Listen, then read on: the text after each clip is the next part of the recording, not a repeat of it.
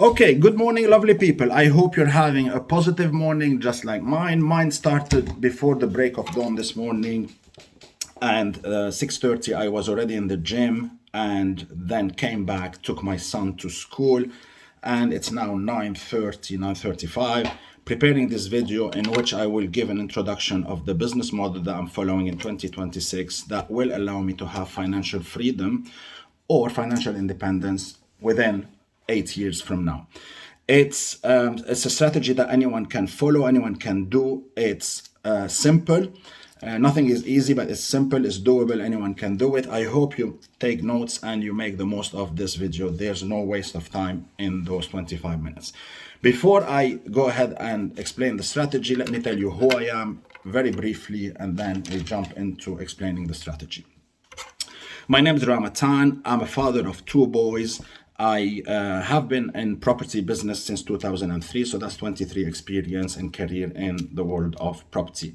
I started in London, and I have worked with many estate agents. I have worked with some of the world's largest property developers in the world, and I have worked in multiple markets around the world. So I know the good, the bad, and ugly. I have gone through a lot of experiences in a lot of different markets. So I know what I'm talking about when it comes to property business. Now, in 2022, in August specifically, we have moved to Loughborough with my family. My son started university at Loughborough Uni doing his sports management degree, and this is when we came and settled here. I wanted to find a strategy. I was seeking a strategy that will allow me to create an income of around £7,000 to £8,000 a month, and that I can basically through passive investments. So it's a passive income of £7,000 to £8,000, which the rationale behind it was that in 2035, for example, I wanted to be in a position where whatever happens in the world, whatever happens, I can be wherever I want in the world, spend the time that I want with whoever I want, the people that I care about, and do the activities that I care about, eat the food that I want, and have a roof over my head. So to create without needing to work, basically. So whether there was a new pandemic, whether there was World War III, I mean, hopefully it won't happen now, so I have the 7 years to do it. But even if something happened, the strategy has to work, and we'll have to work according to what life brings to us.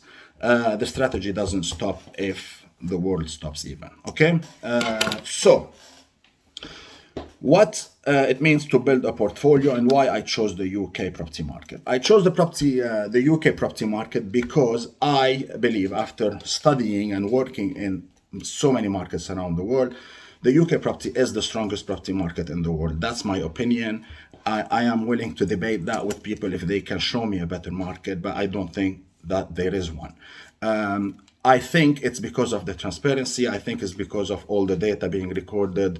We have 85 years data of every single property that has been sold in this country. So this is a very strong tool, and this gives a lot of confidence into the market.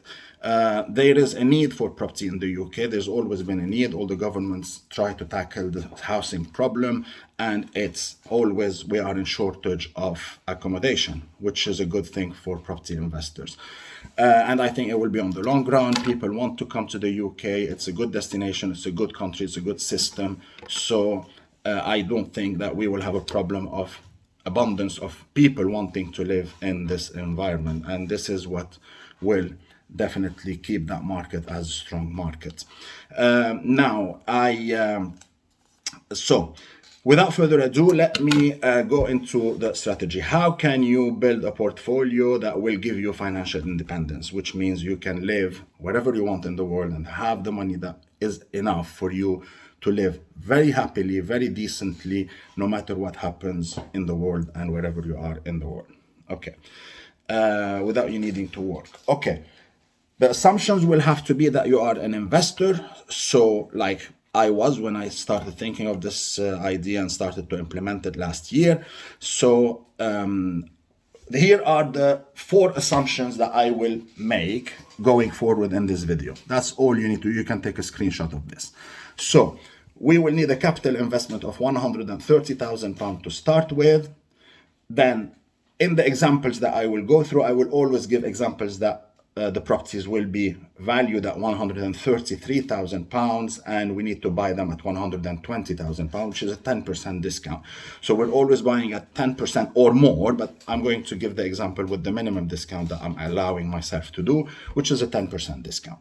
So I'll be buying a house at 120, which is value, the market value, not estate agent value. There's a difference between the two, and this comes with experience, and we can talk about this in another time. So £120,000 property that is worth 133 according to Rick's valuation. And then we're going to assume a capital appreciation of 5% per year. This is necessary. Now, where is this 5% coming from? If we look at the Office of National Statistics, we have data for over 85 years. I think it's now 95 years worth of data. It shows us that the UK property, as an average, has increased by 7.9% per year, year on year. I'm not going to assume that the past is going to continue at 7.9. It might do, and it's reasonable to maybe think that. But if I take an assumption of 5% growth, I think this is a conservative assumption that can be backed up with inflation and everything else that's going on. It does make sense. So I don't think that we are going to be far off by making that assumption. Okay, and this is an average assumption of 5% per year. And another assumption will be when I show the example of properties that I need to buy, that they will have a cash flow of 2,500 per year per property. So any property that I buy has to have a positive cash flow at the end of every year of 2,500. Not hard to achieve. It is achievable with the current rate amounts and with the strategy that I have in place in order to buy only what I call world-class properties. So there is a difference between buying a property and between buying a world-class property. And when I say world-class property, it doesn't mean the most luxurious property. Okay, so it's because people can think that sometimes. You say world-class property, they think luxury, out of budget and all that. It's not the case. It doesn't mean it's the cheapest property. It doesn't mean it's the most expensive property. It means that as a whole package, it is the best for what I want, for the goal that I have put in place.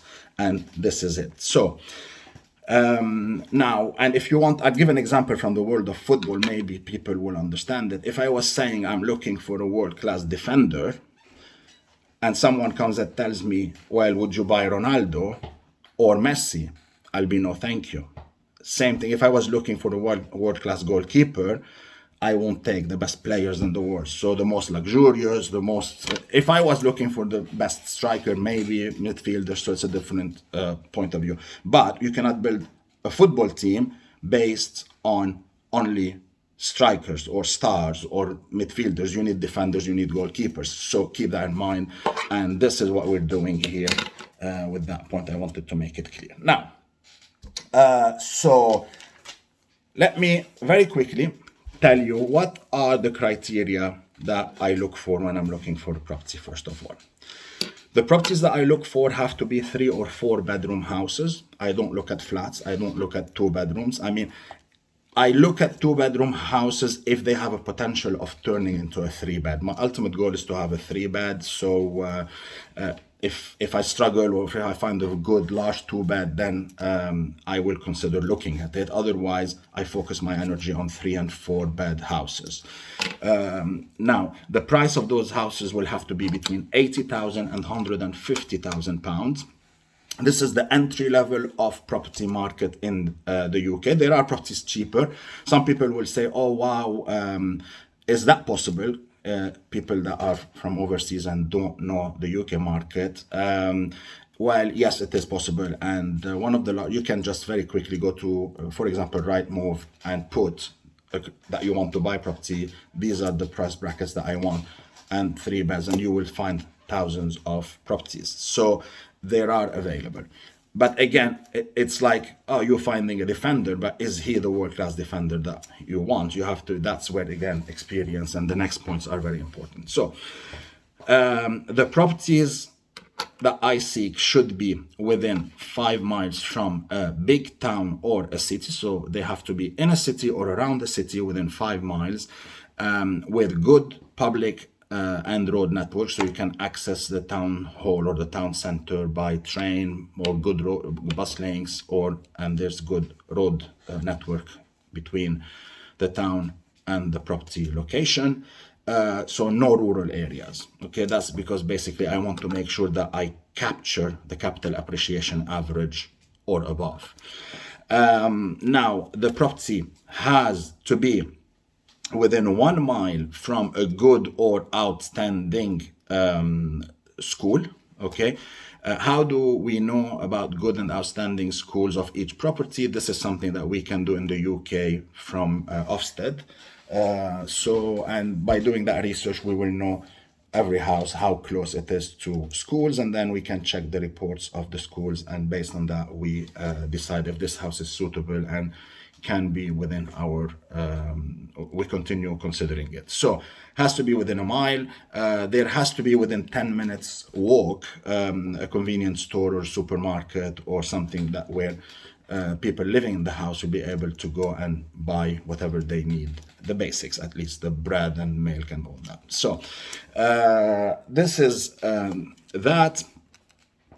The properties should pass the cash flow positivity test that I do through the deal analyzer. And to give you an example, and as I told you with the assumption that it has to be a positive 250, so 2,500 per year, in order to get an example of numbers going through, to set that in stone for you, I will basically tell you how. I'll give you an example. A property, a 3-bed house that you can buy at 133, because we're going to use that example moving forward, will probably be renting at £850 per month, maybe 900, maybe 800. Okay, so and maybe even 1,000, by the way. But let's go with the lowest numbers. Let's say that it will be an £800 property rent, and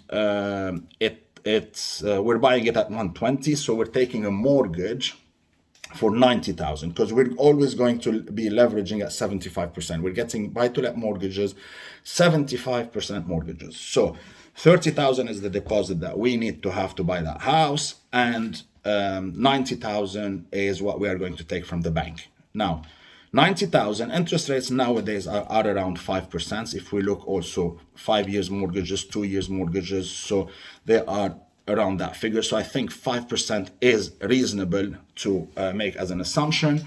So for 90,000, that's 4,500 annual that we need to pay, and then you divide that by 12, and you will realize that your monthly payment is just a little bit under 400. 400 that goes to the mortgage company. Then if you're renting at 800, you are paying 10% plus VAT to the lettings agent that found you the tenant. So let's say you remove £100 that goes to the letting agent. We always have to put aside £100 per property for maintenance and insurance. So that's another 100. That keeps us with £200 of profit. Okay, per net profit per calendar month. So if you do the 200 times 12 months, that will be a 2,400 profit, positive cash flow of a unit. So that's the minimum numbers. And then if it doesn't pass that, then we don't even buy it. We don't consider, we don't care. We deselect it, okay? And we move on to find the property that we accept and that meets those criteria. Right. We also put contingency. It's important to have some contingency in a business. So I always think to have a 4.5% of the money that I'm investing as a contingency money. So if we're investing 130,000, then about 5,500 has to be put aside for for contingency, just in case, 2 or 3 properties that I'm buying suddenly have boiler issues at the same time, and then that money can rescue the business without needing to basically panic. Okay, now, so I said what we use to buy the properties. Now let's go and start. Now it's 2026. we have the 130, we go and we start looking for properties, and we buy 3 properties of those properties, just like I mentioned. Okay, now if you put the numbers in front of you, you will have initially 3 properties that you bought, okay, at 120, and they are worth 133,000, and they are appreciating by 5% per year. So in 2028, so I will start scribbling, and then I'll talk, and then you understand. So we're buying now 3 properties, okay, each one at 120, but the value is 133. Okay, and in 2020, 2 years down the line, we can do a remortgage. Okay, so we release the equity. We release 75% of the value at the time. What's the value of those 3 houses? It's basically 146 each, because remember it was 133. So now it increased by 5% per year. So it's now 146. We're not counting the compound benefit. So 146. We are remortgaging. We can release, in that case, 26,000 for each property times 3. We bought 3 in 2026, and then we have 78,000 pounds. We can take 75% of that money out. Okay, now that's 58,500, and since there are 3 properties that rented for 2 years, remember each property gets 2,500 of positive cash flow per year. That's 2 years, that's 5,000 each, that's 15,000. So that leaves us with 73,500 of equity and cash flow that we have extracted from the 3 properties we bought in 2026.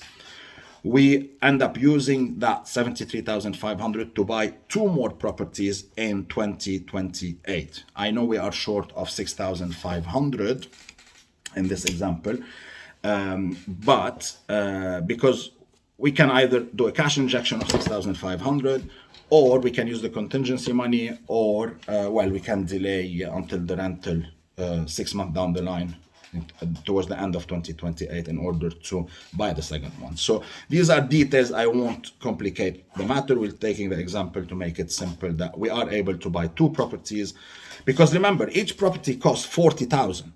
That's the magic number that you need to remember. Those properties, they need 25% deposit, which is, let's say, 30,000 pounds as deposit, but they also need stamp duty, legal fees, not estate agent, sourcing fees sometimes, and then broker fees. So once you add the fees, then we consider that 40,000 pounds is the amount needed to buy one of those properties. So when we bought 3 in 2026, we needed 120, and then we had the contingency of 10,000 that I put. Okay, so 2028 now we have 2 more properties. Okay, and that we buy them at 120. They are worth 133 each, and they grow by 10%. We move on to, and they have a positive cash flow of the same rules basically. So we go to now think 2030. What's happening in 2030? 2030, you now have, I'll go because I have the numbers here.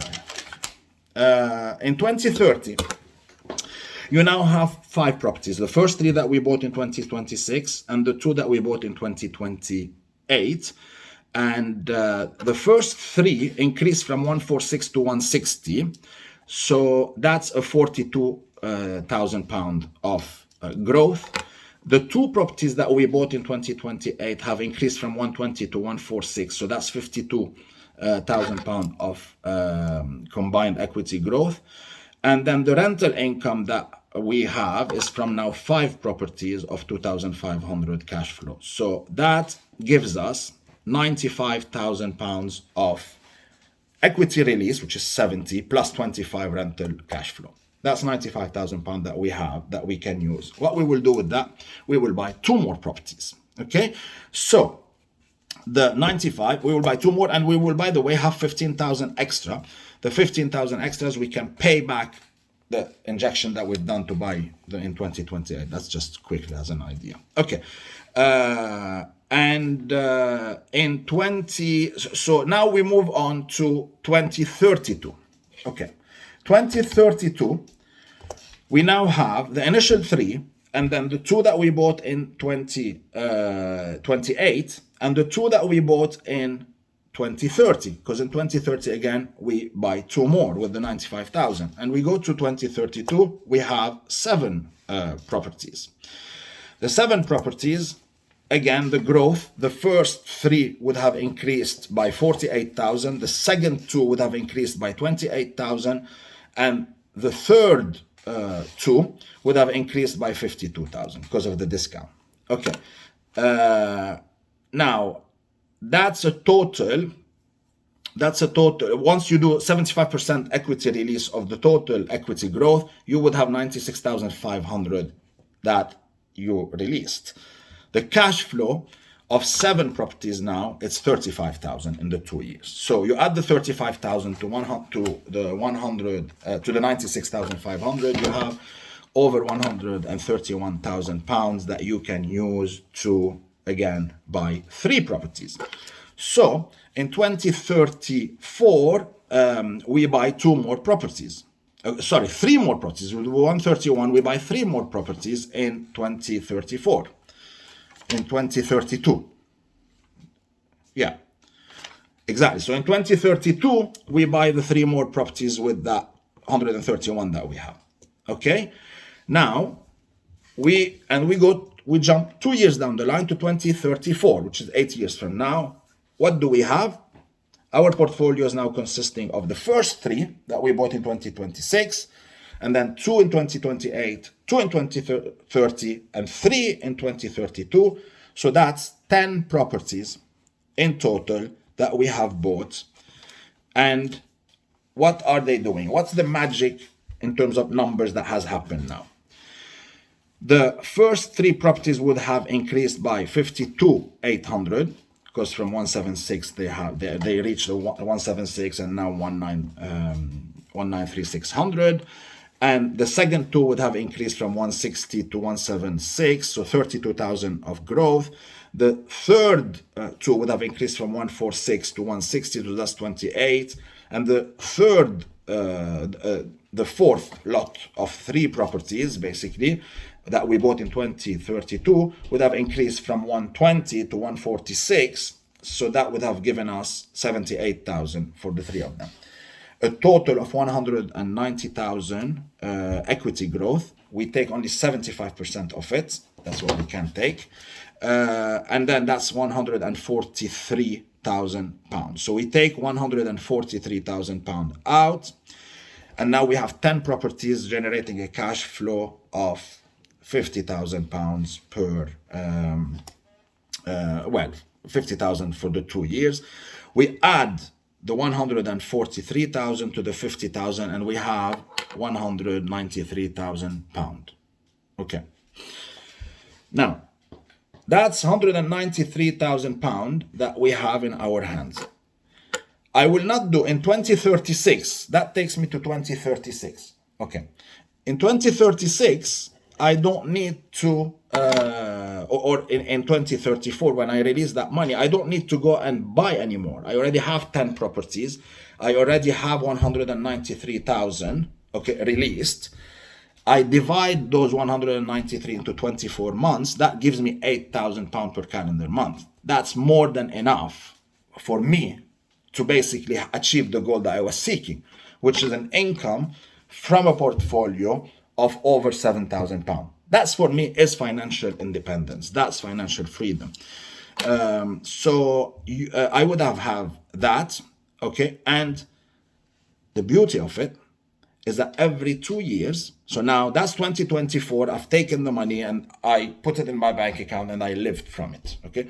If I'm working, doing something else and I have more money and more investments, something else, that's no problem. That will be considered as one of my businesses generating that money, and that's giving financial, that's by itself can give me financial security. So any other business collapses, goes ahead, goes well or bad, doesn't matter. That business by itself, that model have created that income for me. Okay.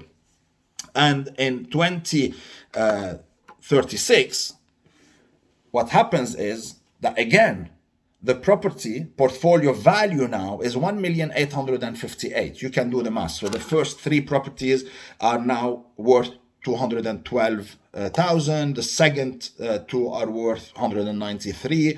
The third two are worth 176 each, and then the third three would have been now at 160.